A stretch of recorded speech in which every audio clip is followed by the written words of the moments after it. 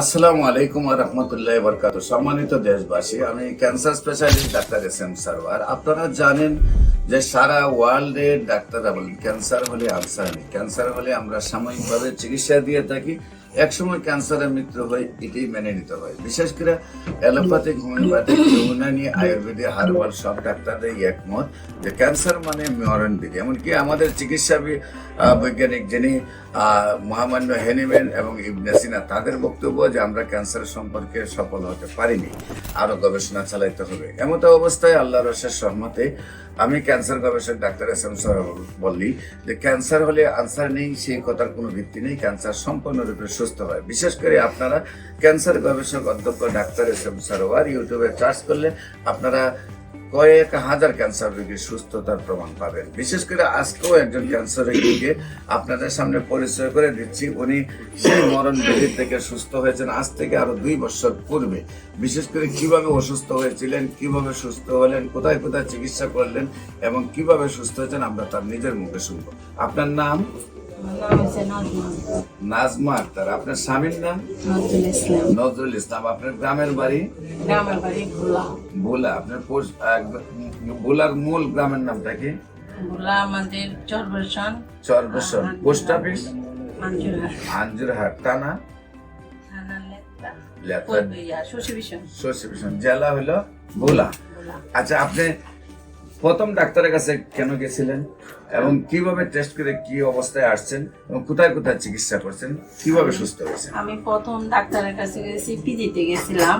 তখন জরায়ু টেস্ট করার জন্য গেছি। তখন বেস্টের ডাক্তারও দেখাইলাম।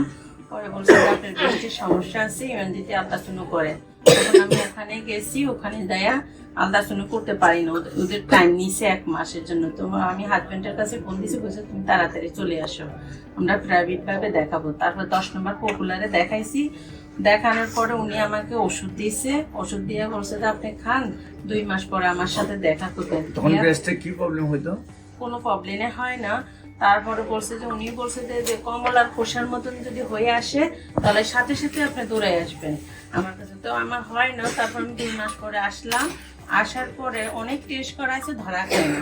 পরে বায়োপসি করানোর পরে ধরা খাইছে যে ক্যান্সার 1 স্টেজে।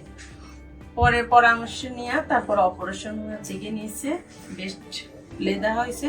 পরে দেওয়ার পরে আরো 10 জন ডাক্তার দেখাইছি, কেমন ডাক্তার।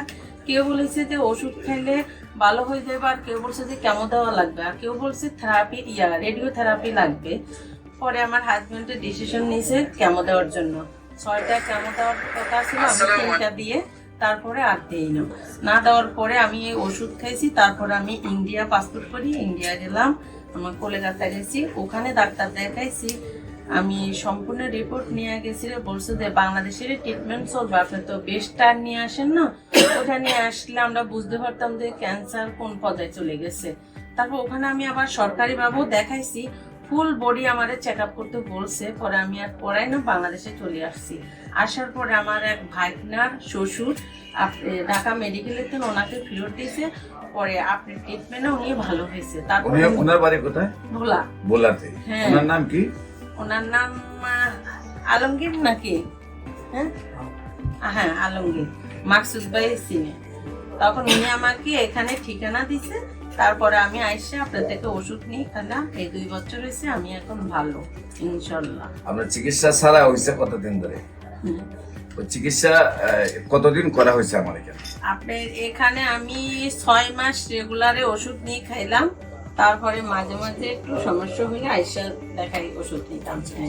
এখন ক্যান্সার আমি মুক্ত। আপনার রিপোর্ট করছেন পরে সম্পূর্ণ ক্যান্সার মুক্ত আছেন? আছি, হ্যাঁ।